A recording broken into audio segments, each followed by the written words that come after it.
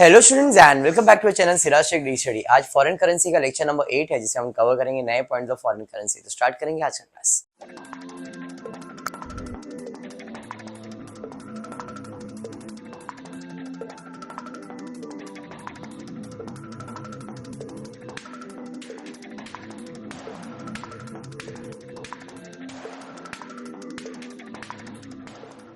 Start करेंगे last sum for foreign currency. थोड़ा सा अलग है, मैंने कहा था लोन टाइप वाला है, तो वही देखते क्या क्वेश्चन दिया है टेक्स्ट बुक में। शायद क्वेश्चन नंबर 31 पेज नंबर 170 पे।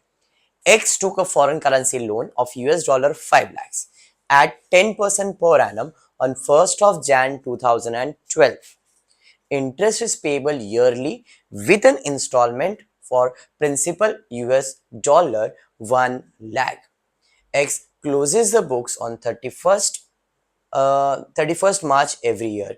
Exchange rate are as follow. अपने को रेट्स वगैरह दिया गया है, ठीक है। पहली बात, साल कभी खत्म हो रहा है मार्च में, तो चालू कभी होएगा अप्रैल में। चलो ठीक है, कैलेंडर बना लेता हूँ। अप्रैल से मार्च का कैलेंडर बना दो।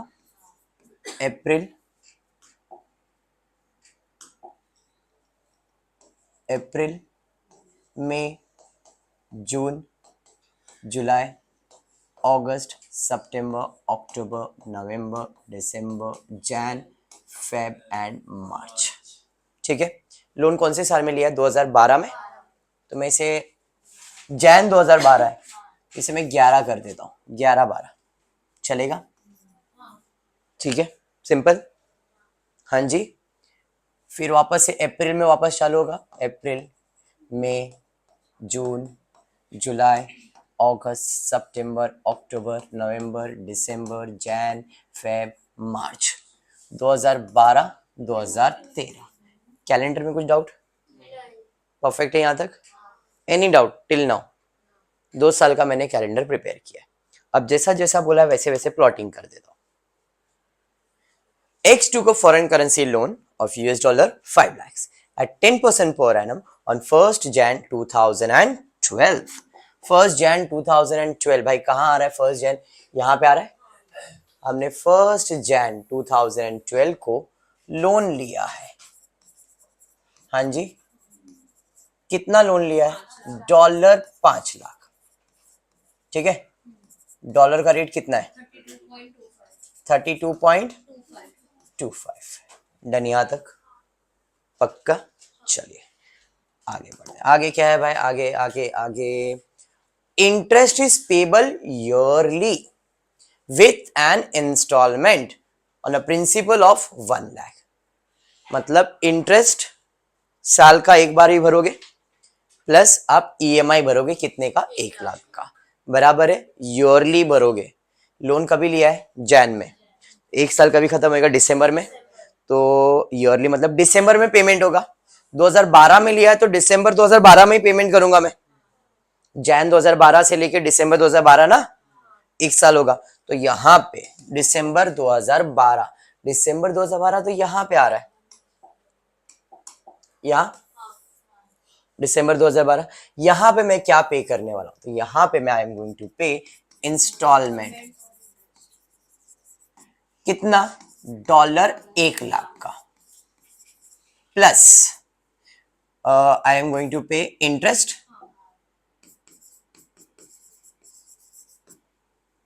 कितना? जितना रहेगा इंटरेस्ट उतना भरूंगा मैं, बराबर है। Anything else? और कुछ क्वेश्चन में दिया है कि इंफॉर्मेशन चेक कर लेगा। डॉलर्स के रेट्स दिए गए, चलो रेट्स दिए गए तो रेट्स लिख लिया जाता है। पहला था 32.25 फर्स्ट जैन का रेट, फिर 31 मार्च 2012 ईयर एंड का रेट लग रहा है ये तो मेरे को। हाँ जी, तो भाई ईयर एंड का रेट लग रहा है। ईयर एंड यहाँ पे दिख रहा नहीं शायद कलर, तो कलर चेंज कर देते, येलो देखता हूँ। यहाँ पे 31 मार्च का रेट कितना है? 32.5 है। उसके अलावा क्या है जी? 31 दिसंबर का रेट दिया है 33.9। 33 कौन सा? 2012 का ना। डॉलर का रेट कितना है? 33.9। उसके अलावा 31 मार्च मतलब ईयर एंड का रेट दिया गया है। अब भाई ईयर एंड का रेट दिया है 33 0.5। Any doubt till here? पक्का समझा है? वर्किंग क्लियर है सबको? अब वर्किंग को समझते सम समझ में आ जाएगा। सबसे पहला आपने लोन लिया है, बराबर है? तो लोन लिया है तो पहला एंट्री कौन सी आएगी? लोन टेकन की। हाँ जी, कितने का लोन लिया है? 5 लाख का।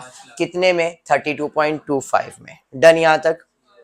क्या मैंने इस साल लोन पे किया? मैंने इंटरेस्ट पे किया? मतलब लोन पे करने का भी बाकी है, इंटरेस्ट पे करने का भी बाकी है, मतलब दोनों पेंडिंग है।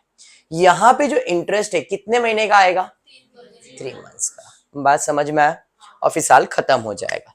तो यहाँ पे जर्नल एंट्री में कौन सी एंट्री आएगी? सबसे पहला लोन टेकन आएगा, फिर सेकेंड आएगा आउटस्टैंडिंग इंटरेस्ट की एंट्री। आउटस्टैंडिंग बाकी ना पे करने का, 3 महीने का आउटस्टैंडिंग इंटरेस्ट की एंट्री आएगी। एंड थर्ड एंट्री आएगी किस चीज की? थर्ड एंट्री आएगी बैलेंस एंट्री। जो अपना बैलेंस रहता है अपन ट्रांसफर करते हैं ना नेक्स्ट ईयर में, एक्सचेंज रेट बदलता है, तो बैलेंस की एंट्री। मतलब इस साल में फर्स्ट ईयर में कितनी एंट्रीज आने वाली है? 3। नॉर्मल केस में होता ना भाई, लोन लिया तो क्या पूरा पे किया गया? अगर पे करते तो इतना पे करते, एक्सचेंज डिफरेंस, बैलेंस के ऊपर एक्सचेंज डिफरेंस कैलकुलेट करते हैं। बात समझा? तो फर्स्ट ईयर में 3 एंट्री क्लियर हो गई। अगर मैं सेकेंड ईयर की बात करूँ, सेकेंड ईयर में आऊंगा, तो सबसे पहला इंस्टॉलमेंट पे करने की एंट्री आएगी। First entry instalment, correct. Second interest भी पे करूंगा यहां पे। हाँ, अब जो इंटरेस्ट पे करूंगा कितने मंथ्स का रहेगा? 9 मंथ्स का। देख लो 9 मंथ्स है।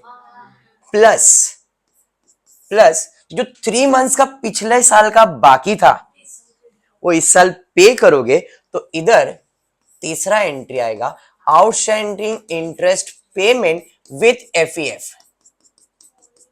इस पे एफईएफ क्यों? क्योंकि पिछले साल अगर पे करता तो इतना पे करता, बट इस साल पे किया इसलिए यहाँ पे फॉरेन एक्सचेंज आया। बट ये 9 मंथ्स पे फॉरेन एक्सचेंज नहीं आएगा, ये वो तो इस साल का इस साल पे कर दिया ना मैंने, there is no foreign exchange. बात समझ में आया? मतलब ये जो आउटस्टैंडिंग आपने पिछले साल क्रिएट किया था उसके ऊपर एक्सचेंज डिफरेंट की भी एंट्री आएगी और उसकी पेमेंट की भी एंट्री। मतलब आउटस्टैंडिंग इंटरेस्ट पे करेंगे और एफईएफ का इंटरेस्ट। मतलब यहाँ पे 1 2 3 4 एंट्रीज हो गई। समझा? हाँ नहीं क्या? हाँ पक्का। फिर आगे बढ़ेंगे भाई, ये खत्म हो गया। फिर 3 मंथ्स का वापस से इंटरेस्ट आउटस्टैंडिंग आएगा, जैसे यहां पे क्रिएट किया था। मतलब इधर चौथा एंट्री में 3 मंथ्स आउटस्टैंडिंग इंटरेस्ट की एंट्री एंड पांचवा बैलेंस की एंट्री। मतलब आपको क्या क्या सॉल्व करना है मैंने अभी लिख दिया सब। कंक्लूजन, पहले साल में ये 3 एंट्री, सेकेंड ईयर में इंस्टॉलमेंट पे करेंगे, इंस्टॉलमेंट पे एक्सचेंज डिफरेंट तो आएगा ही, वो तो आपको मालूम ही है। इंटरेस्ट पे करेंगे बट इस पे no exchange different. Outstanding interest जो पिछला 3 महीने का बाकी था उसे पे करेंगे, उस पे एक्सचेंज डिफरेंट।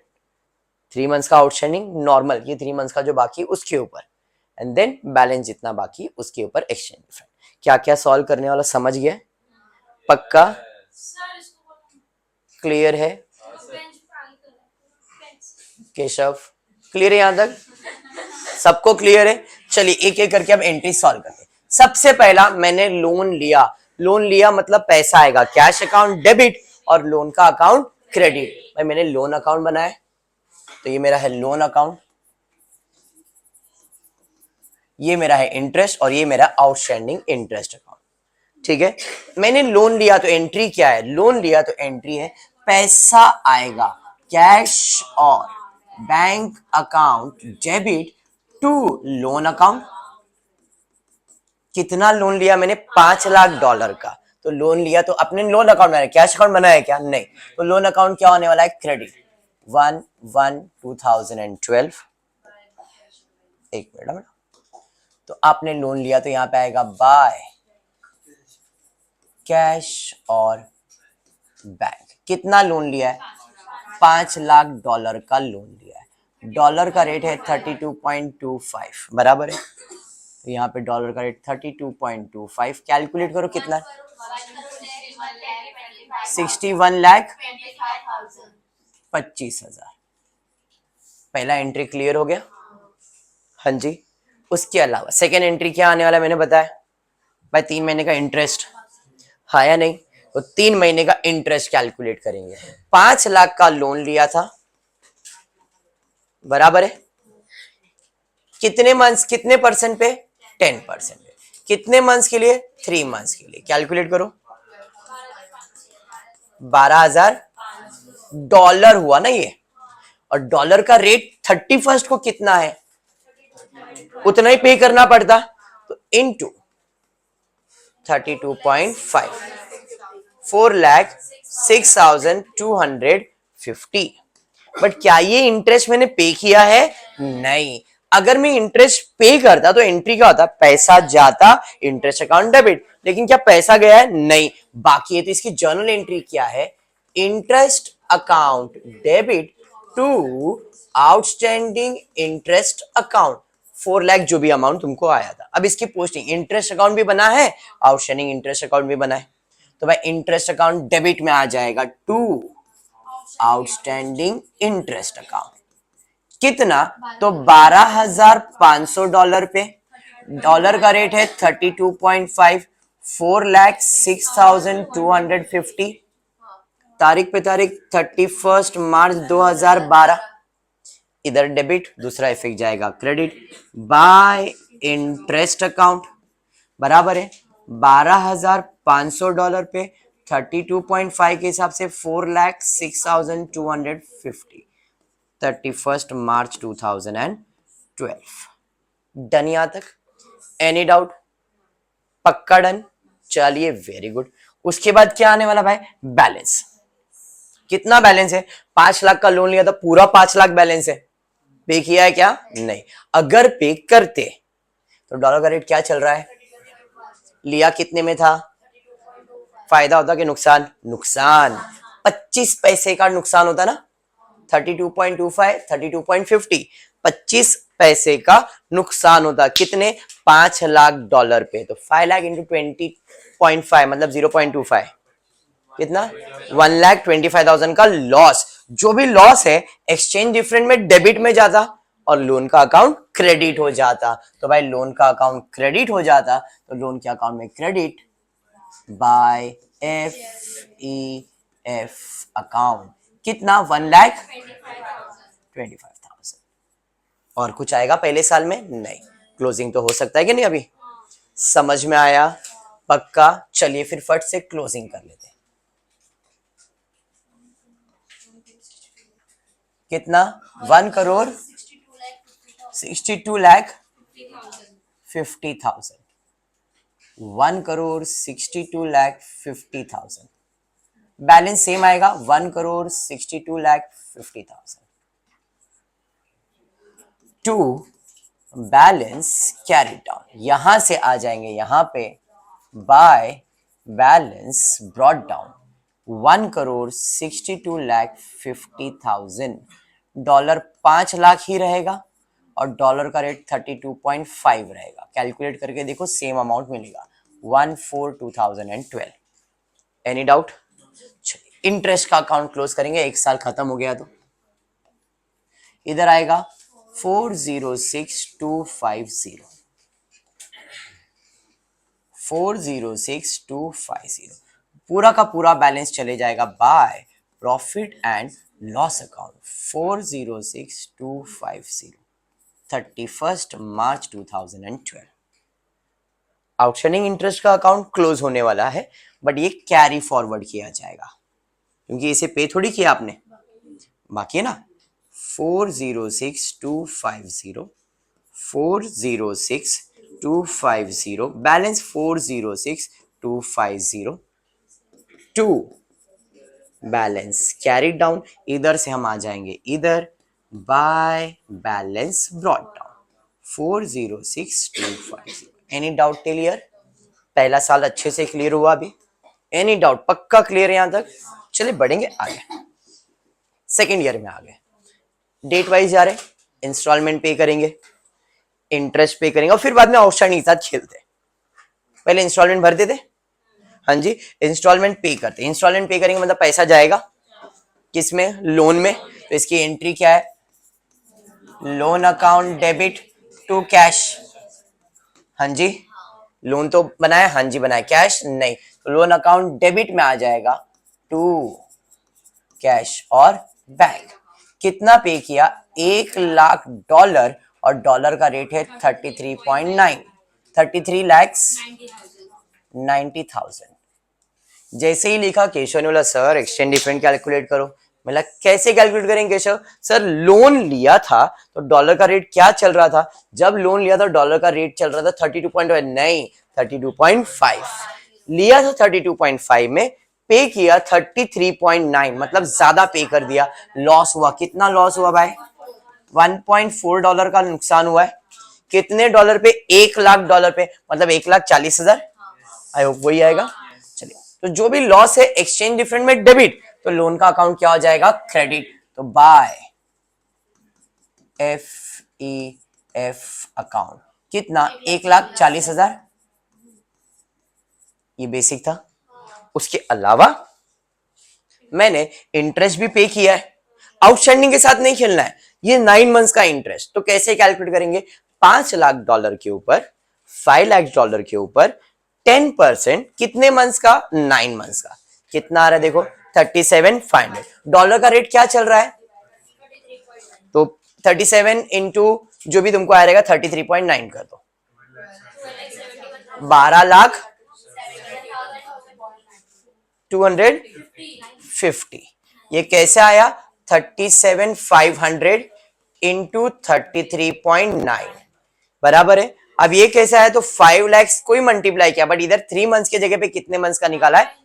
अभी इंटरेस्ट पे करना है, पे करना ना इंस्टॉलमेंट के साथ, पे करना, तो what is the journal entry, पे करेंगे तो पैसा जाएगा टू कैश और बैंक। डेबिट में किधर जा रहा है, इंटरेस्ट में, तो इंटरेस्ट अकाउंट डेबिट। इस पे कुछ एक्सचेंज डिफरेंट आएगा क्या, नहीं, ये सिंपल एंट्री आ जाएगा। 12 कितने का है वो, 12,71,250। तो कैश अकाउंट तो बनाया नहीं, बट इंटरेस्ट अकाउंट आपने बनाया है, तो इंटरेस्ट अकाउंट में टू कैश और बैंक 12,71,250। बेसिक डन याद है। उसके अलावा अभी 3 मंथ्स का कैलकुलेट कर रहा हूं, तो 3 मंथ्स का 5 लाख पे, मतलब अपने पास डॉलर तो है ही ऑलरेडी 12,500, तो 12,500 इंटू करंट रेट क्या चल रहा है 33.9, कैलकुलेट करो, 4 लाख बराबर है। अब ये भी तो पे करना पड़ेगा, अब पे करना तो फिर से इसकी जर्नल एंट्री क्या है, पे करेंगे तो इसकी जर्नल एंट्री क्या है, पैसा जाएगा टू कैश और बैंक। डेबिट में इंटरेस्ट नहीं, आउटस्टैंडिंग इंटरेस्ट कितना, 4,23,750, 4,23,750। एंट्री समझा। अब पे करेंगे तो आउटस्टैंडिंग इंटरेस्ट बनाया, हाँ जी बनाया। आउटस्टैंडिंग इंटरेस्ट में डेबिट में लिखना पड़ेगा टू कैश और बैंक 4,00,000, बट जैसे ही लिखा केशव बोला सर इधर एक्सचेंज डिफरेंट कैलकुलेट होगा, क्यों, क्योंकि ये पहले से आपने क्रिएट करके रखा था अकाउंट, आउटस्टैंडिंग इंटरेस्ट का अकाउंट हमने पहले क्रिएट करके रखा है। तो यहाँ पे अपने को मिलेगा कि अगर पहले पे कर देता तो कितना पे करना पड़ता, 4,06,250। अभी आपने पे किया, आपको कितना पे करना पड़ा, 4,00,000। तो इधर क्या कैलकुलेट होगा, एक्सचेंज डिफरेंस। समझ में आया, कितना एक्सचेंज डिफरेंट आ रहा है, तो 4,23,750 भरा, जबकि भरना चाहिए था 4,06,000, तो अपने को लॉस हो रहा है। जो भी लॉस हो रहा है एक्सचेंज डिफरेंट में डेबिट, तो इसका अकाउंट हो जाएगा क्रेडिट बाय FEF अकाउंट। कितना, 17,000। समझा, हाँ डन। तो this is what is loan में हुआ है, यह है लोन का कंसेप्ट। सिंपल रहता तो कोई प्रॉब्लम नहीं। अभी 3 मंथ्स का कैलकुलेशन की जगह पे 5 मंथ्स का, 6 मंथ्स का भी कैलकुलेशन हो सकता है। अगर उसने सितंबर में ले लिया तो 6 महीने का आउटस्टैंडिंग क्रिएट करते, और फिर उसको अगर मैं इधर पे करता तो 6 महीने का, तो जो साल का उस साल का तो कोई प्रॉब्लम नहीं, बट जो पहले क्रिएट करके रखा है उस पर एक्सचेंज डिफरेंट कैलकुलेट होगा। समझाइए, मतलब अब मेरा इंस्टॉलमेंट भी हो गया, 12 महीने का इंटरेस्ट भी हो गया, 3 मंथ्स का ये और 9 मंथ्स का ये खत्म। अब आ जाता हूं ईयर एंड पे। तो ईयर एंड पे कौन सी एंट्री आएगी, सिर्फ बैलेंस की। मैं बोलूंगा नहीं सिर्फ बैलेंस तो नहीं आएगा, 3 मंथ्स का आउटस्टैंडिंग इंटरेस्ट भी आएगा। जैसे इधर 3 मंथ्स का आउटस्टैंडिंग इंटरेस्ट आया, वैसे इधर भी 3 मंथ्स का, बिकॉज यहां तक ही इंटरेस्ट पे किया ना मैंने। समझा, जैसे इधर लोन कब लिया था, जैन में लिया था आपने, 1 जैन में लिया, तो जैन से मार्च तक 3 मंथ्स का इंटरेस्ट पे नहीं किया था, साल खत्म हो रहा है तो इंटरेस्ट आउटस्टैंडिंग क्रिएट किया। ऐसे इधर भी 3 मंथ्स का आउटस्टैंडिंग क्रिएट करेंगे, बट कितने डॉलर पे, $5 लाख था, उसमें से $1 लाख तो मैंने पे कर दिया, बचा कितना, 4 लाख। $4 लाख पे 10% कितने मंथ्स के लिए, 3 मंथ्स के लिए। कैलकुलेट करो कितना आ रहा है, 10,000, एंड डॉलर का रेट क्या चल रहा है यहाँ पे, 33.5। समझ में आया क्या? हाँ जी। अभी आउटस्टैंडिंग इंटरेस्ट की एंट्री आपने इसके पहले ही पास किया, इंटरेस्ट अकाउंट डेबिट तो आउटस्टैंडिंग इंटरेस्ट अकाउंट है नहीं, तो इंटरेस्ट अकाउंट डेबिट में आ जाएगा टू आउटस्टैंडिंग इंटरेस्ट। कितना, तो $10,000 पे 33.5 के हिसाब से 3,35,000, इधर डेबिट तो इधर आ जाएगा क्रेडिट बाय इंटरेस्ट अकाउंट 3,35,000। समझा? डन। उसके अलावा क्या कैलकुलेट करेंगे, बैलेंस पे एक्सचेंज डिफरेंट। बैलेंस कितना है मेरा, 4 लाख।